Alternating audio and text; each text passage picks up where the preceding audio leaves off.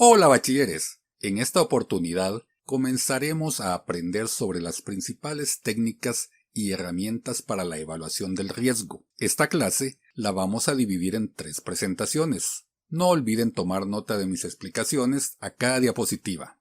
Y una vez dicho esto, ¿qué les parece si comenzamos? Comenzaremos a hablar sobre el análisis de riesgos como proceso participativo. Primero, debemos tener claro ¿para qué sirve una evaluación de gestión de riesgos a desastre?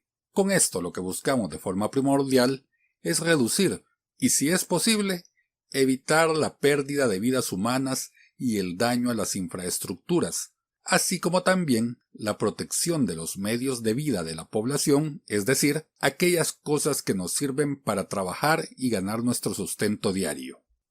Los resultados de un proceso continuo de manejo o gestión de riesgos pueden ser divididos en 1. Medidas para disminuir el riesgo de desastres a largo plazo, o sea, lo que conocemos como prevención. Esto se logra eliminando las causas y/o la intensidad de los fenómenos, la exposición o el grado de vulnerabilidad. Número 2. Medidas de preparación, cuyo objeto es asegurar una respuesta apropiada en caso de necesidad, incluyendo alertas tempranas, oportunas y eficaces, así como evacuación temporal de gente y bienes de zonas amenazadas. Número 3. Medidas de respuesta, que se aplica cuando está sucediendo o ha sucedido un desastre. En esta lámina podemos ver que las medidas de prevención incluyen la realización de estudios y análisis para identificar, evaluar y cuantificar el nivel de amenaza, vulnerabilidad y riesgo. Pero también debemos añadir que se deben incluir las acciones para mitigar, es decir, reducir los efectos de los peligros observados.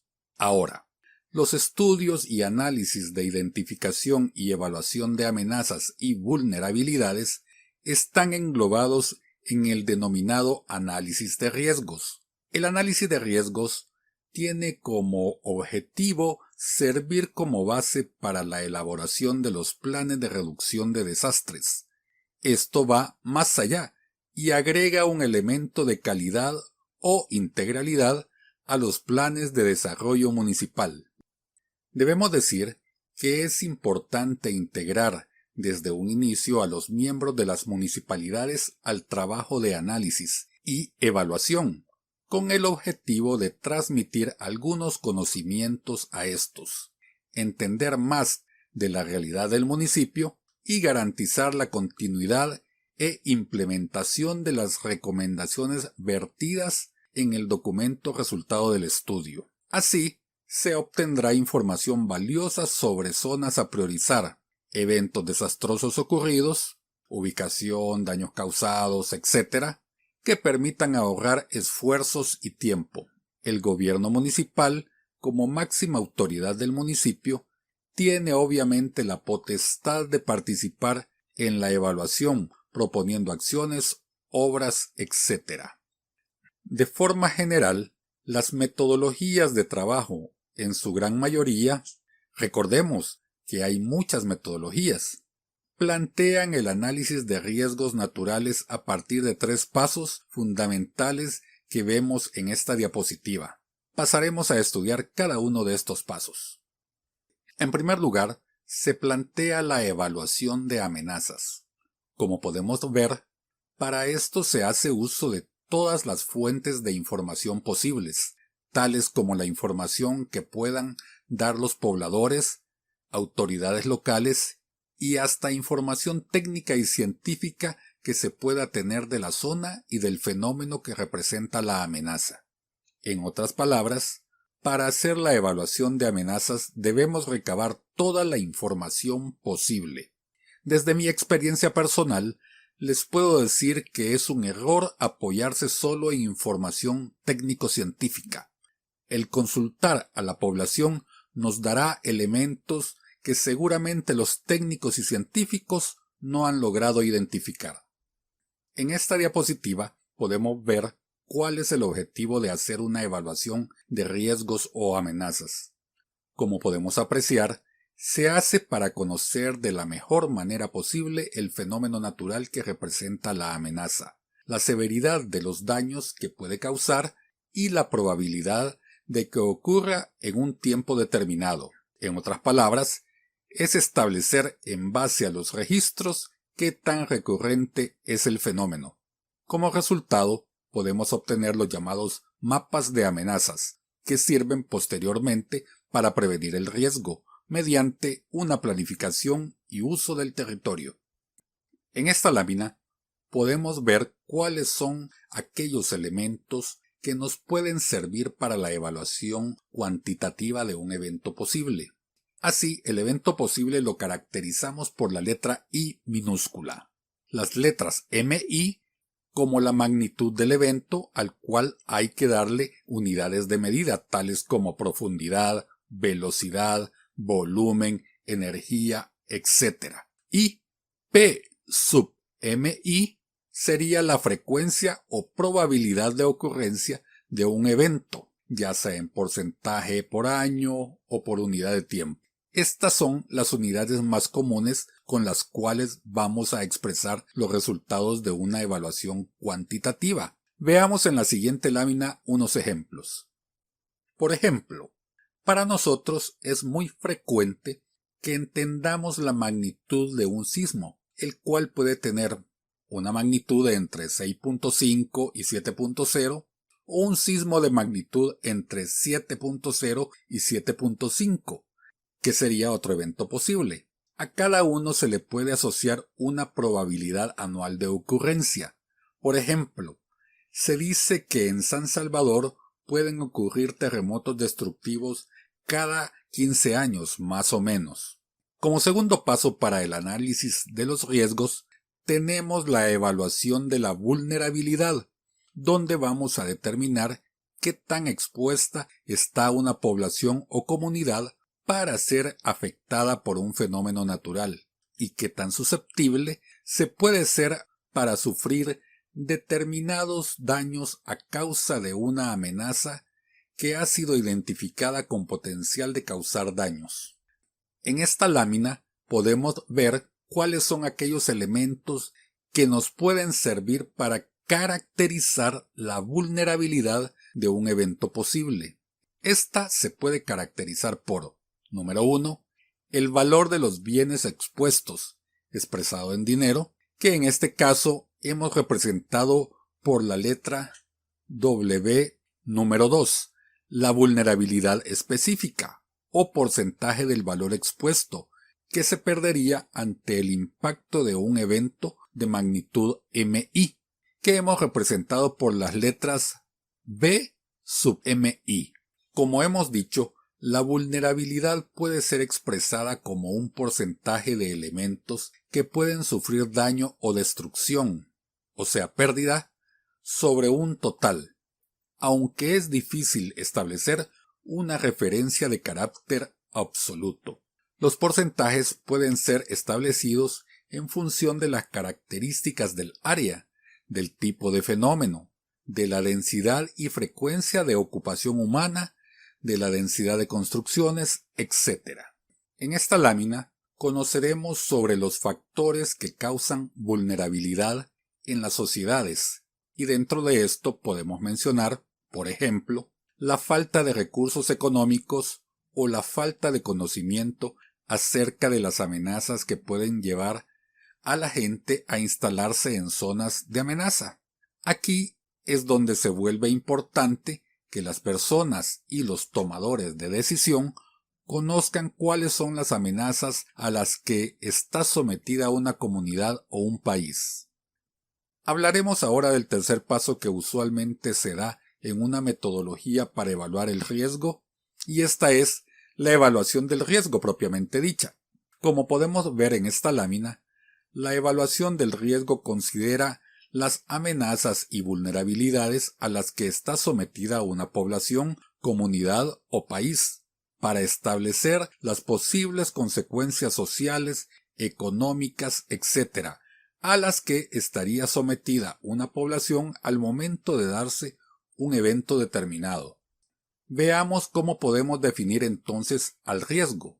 Para ello, podemos utilizar la siguiente fórmula usando los parámetros que hemos visto en las láminas anteriores, donde RI es igual a P sub MI por W por B sub MI, donde RI sería igual al riesgo de un posible evento. P sub MI sería la probabilidad de ocurrencia, obviamente expresada en porcentaje. W sería igual al valor de los bienes expuestos, expresado en dinero. B sub MI sería la vulnerabilidad específica. También suele expresarse en porcentaje. Al hacer este análisis, se debe tomar en cuenta que los actores sociales, población, autoridades, etc., tienen una percepción del riesgo que puede ser influenciada por sus valores, su experiencia, sus prioridades, etc.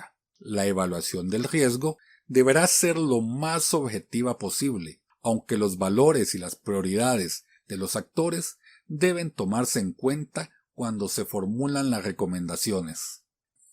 Hablaremos ahora sobre la percepción del riesgo. Al respecto, podemos decir que la evaluación del riesgo debe ser lo más objetiva posible, pero al mismo tiempo debe considerar las recomendaciones de la población, es decir, el papel de los técnicos y población con las autoridades es muy importante. Se debe tomar en cuenta que los actores sociales, población, autoridades, etc., tienen una percepción del riesgo que puede ser influenciada por sus valores, sus experiencias, sus prioridades, y en un momento esto podría diferir un poco de lo identificado por los técnicos o especialistas.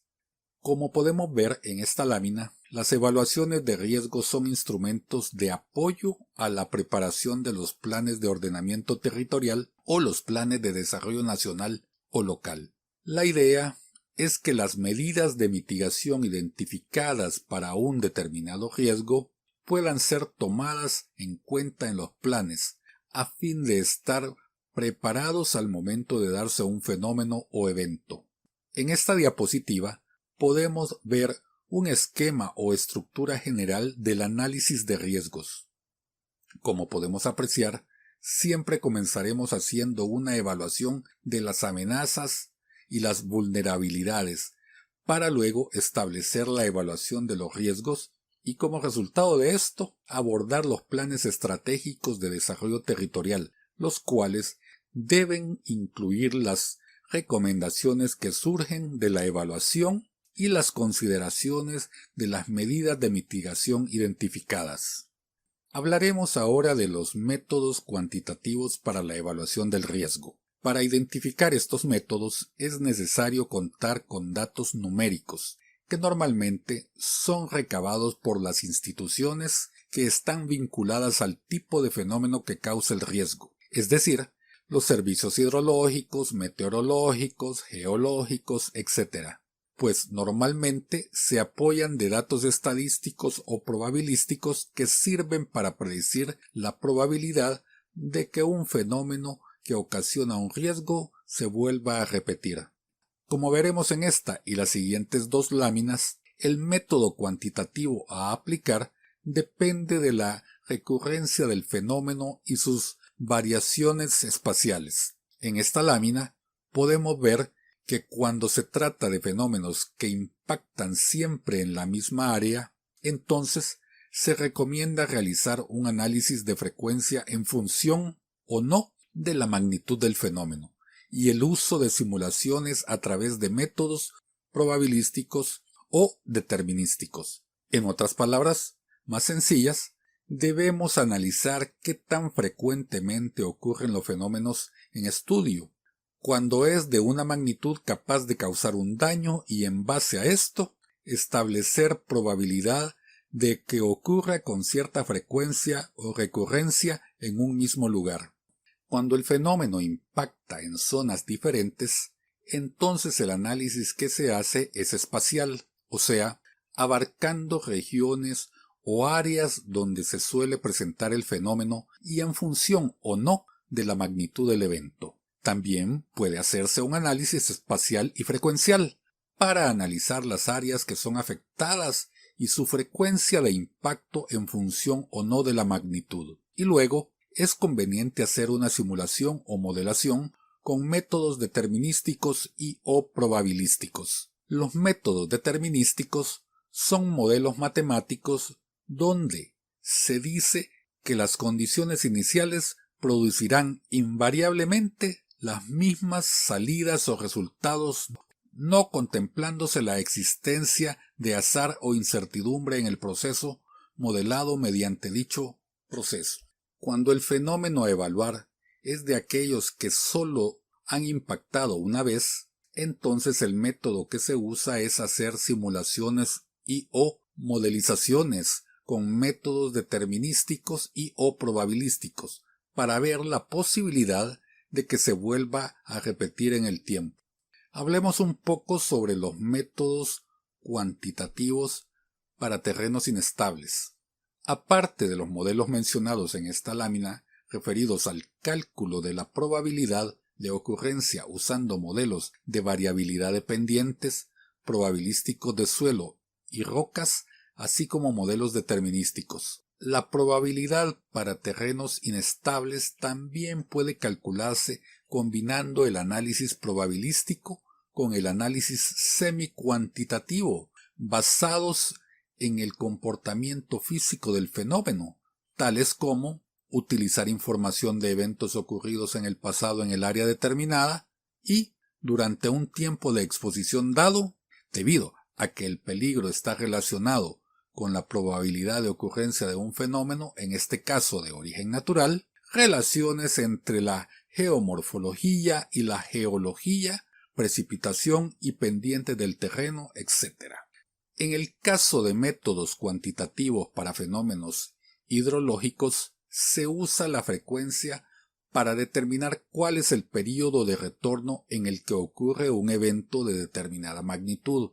Por ejemplo, una inundación que tiene 100 años de período de retorno se refiere a un evento con una probabilidad de ocurrencia anual de 1%. Es decir, como son 100 años de período de retorno, hay un 1% de probabilidad que suceda durante cada año.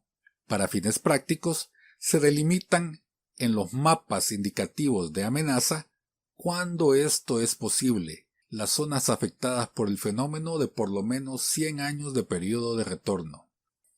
En esta lámina se mencionan los métodos para el cálculo de probabilidades que se usan con mayor frecuencia en hidrología. Con estos métodos se podría determinar, por ejemplo, los caudales asociados a una probabilidad de excedencia anual del 1%, es decir, si existe un 1% anual de que ocurran caudales extraordinarios o de excedencia, cuáles pueden ser los caudales máximos que podrían ocurrir de llegarse a dar el fenómeno en un año determinado. Para realizar un ajuste de calidad en el análisis de frecuencia, se necesita por lo menos una serie de 20 máximos anuales observados. Como vemos, para aplicar este tipo de métodos, es muy necesario llevar un registro de datos constante y la calidad de estos datos se vuelve de gran importancia para la mejor determinación de la probabilidad de ocurrencia del fenómeno. Bien, hasta aquí la clase de hoy. Para su revisión, en las siguientes láminas dejo la bibliografía para que puedan consultar sobre el tema visto hoy. Hasta la próxima.